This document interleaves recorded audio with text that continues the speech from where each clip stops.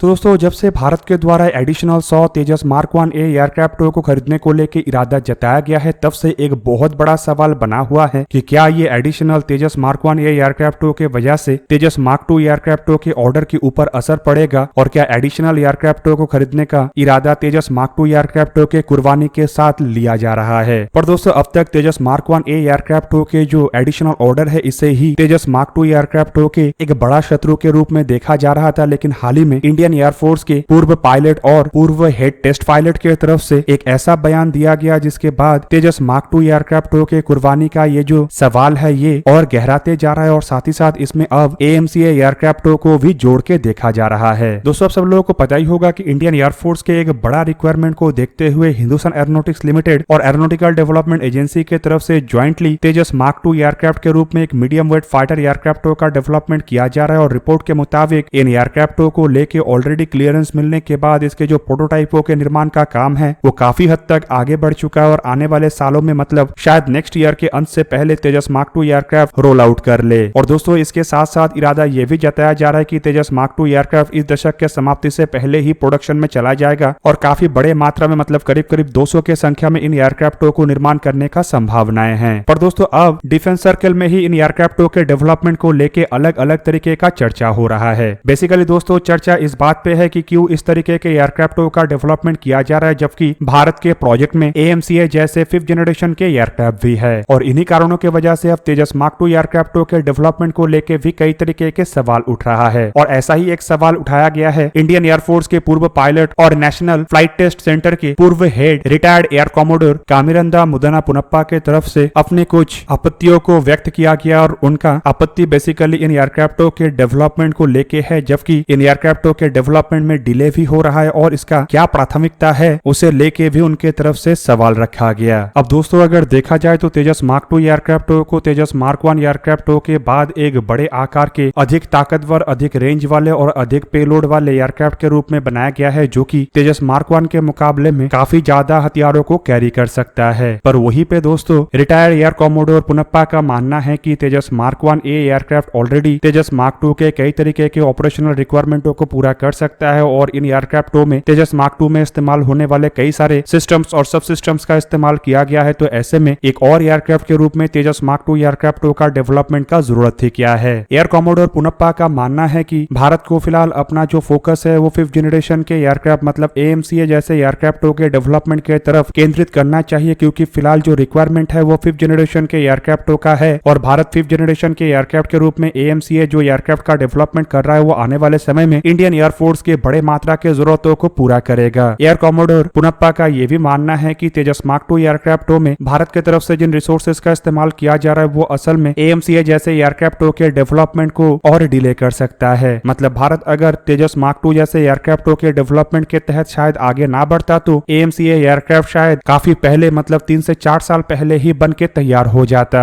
अब दोस्तों air commodore Ponnappa की तरफ से जब से अपना बातों को दुनिया के सामने रखा गया है तब से कई सारे अलग अलग डिफेंस एनालिस्ट की तरफ से भी उनके बातों को समर्थन किया जा रहा है। बेसिकली कई सारे डिफेंस एक्सपर्टों का मानना है कि भारत को अपने डिफेंस रिसोर्सेज का या फिर कहे तो रिसोर्सेज का उपयोग अलग अलग तरीके के प्रोजेक्ट के तहत ना करके पहले अपने प्राइमरी रिक्वायरमेंटों को पूरा करने के लिए एक बेस प्रोजेक्ट के अंतर्गत आगे बढ़ना चाहिए, जो कि पहले रिक्वायरमेंटों को पूरा करेगा और उसके बाद रिक्वायरमेंट पूरा होने के बाद भारत इस तरीके के रिसोर्सेज को अलग अलग पर्पज में इस्तेमाल कर सकता है। अब दोस्तों यहाँ पे कुछ एक्सपर्टों का मानना है कि भारत की तरफ से जो तेजस मार्क 2 एयरक्राफ्ट को डेवलप करके करीब करीब 120 एयरक्राफ्ट को खरीदने को लेकर इरादा बनाया गया है। हालांकि दोस्तों इन संख्या में कम अधिक हो सकता है, मतलब कुछ कुछ जगह में बताया जा रहा है कि 120 इनिशियली और बाद में और 80 एयरक्राफ्टों को खरीद कर टोटल 200 एयरक्राफ्टों को खरीदा जा सकता है। तो वहीं पे एक्सपर्टों का मानना है कि इन 120 एयरक्राफ्टों की जरूरतों को कुछ हद तक तेजस मार्क 1 ए एयरक्राफ्ट और कुछ हद तक AMCA एयरक्राफ्टों के द्वारा पूरा करके तेजस मार्क 2 एयरक्राफ्टों के जो रिसोर्सेस है उसे फुल्ली AMCA के तरफ कन्वर्ट करना चाहिए, जिससे कि भारत जल्द से जल्द 5th जनरेशन के एयरक्राफ्टों को बना के अपने बेड़े में शामिल भी कर सकेगा और दूसरी तरफ एक बड़े मात्रा में 5th जनरेशन के फाइटर एयरक्राफ्टों के रिक्वायरमेंट भी होगा। हालांकि दोस्तों अब तेजस मार्क 2 एयरक्राफ्टों के प्रोजेक्ट को रोकना एक तरीके से गलती होगा, क्योंकि तेजस मार्क 2 एयरक्राफ्टों के प्रोजेक्ट काफी आगे बढ़ चुका है और एयरक्राफ्टों को लेके अप्रूवल तो पिछले साल ही दे दिया जा चुका है। तो वहीं पे एयरक्राफ्टों के जो प्रोटोटाइप है वो अगले साल तक रोल आउट होगा और साल 2025 के अंत से पहले किसी भी तरीके से हिंदुस्तान एरोनॉटिक्स लिमिटेड की तरफ से एयरक्राफ्टों के टेस्टिंग को अंजाम अंजाम दिया जाना है, तो वहीं पे एयरक्राफ्टों के प्रोडक्शन को लेके भी जो बातचीत है वो एडवांस स्टेज में पहुंच चुका है। मतलब तेजस मार्क 2 एयरक्राफ्टों के प्रोजेक्ट को रद्द करना तो फिलहाल संभव नहीं लग रहा है, लेकिन इन चीजों को अगर पहले से सोचा जाता तो शायद यहाँ पे एक ऑप्शन हो सकता था जो कि तेजस मार्क 2 एयरक्राफ्टों के डेवलपमेंट को आगे ना बढ़ा के उसके जगह में AMCA एयरक्राफ्टों को आगे बढ़ाता और बड़े मात्रा में AMCA एयरक्राफ्टों को इंडियन एयरफोर्स के बेड़े में शामिल करता। अब दोस्तों एयरफोर्स के हथियारों के डेवलपमेंट को लेकर अगर चर्चा हो ही रहा है तो यहाँ पे मैं आप लोगों को भारत और इजराइल के कंपनी के बीच में हुए एक ऐसे ज्वाइंट वेंचर के बारे में बताने जा रहा हूँ जो कि इंडिया के जो एयर डिफेंस कैपेबिलिटी है उसे और एनहेंस करेगा। हालांकि ये एयर डिफेंस कैपेबिलिटी आर्मी और एयरफोर्स दोनों का ही होगा, मतलब दोनों ही इस तरीके के नए हथियारों को इस्तेमाल कर सकेगा। बेसिकली दोस्तों बताया जा रहा है कि भारत इलेक्ट्रॉनिक्स लिमिटेड और इजराइल की इजरायली एरोस्पेस इंडस्ट्री के बीच में हाल ही में ही एक कोऑपरेशन हुआ है जो कि शॉर्ट रेंज के एयर डिफेंस सिस्टमों के डेवलपमेंट को लेके है। अब ऑलरेडी भारत और इजराइल के कंपनियों के बीच में ऐसे कोलैबोरेशन पहले भी हो चुका है जिसका सफल फल हमारे सामने बराक 8 मतलब LR और MR सैम है। इवन दोस्तों रिपोर्ट में यह भी बताया जा रहा है कि इस डेवलपमेंट को लेके दोनों कंपनियों के बीच में एक MOU के ऊपर भी हस्ताक्षर हुआ है और असल में ये जो MOU था इसके ऊपर भारत इलेक्ट्रॉनिक्स लिमिटेड के marketing director V Suresh Kumar और IAI के मिसाइल डिफेंस सिस्टम के जनरल मैनेजर अभी एलिस के बीच में 31 अगस्त के दिन बेंगलोर के भारत इलेक्ट्रॉनिक्स लिमिटेड के फैसिलिटी में हुआ।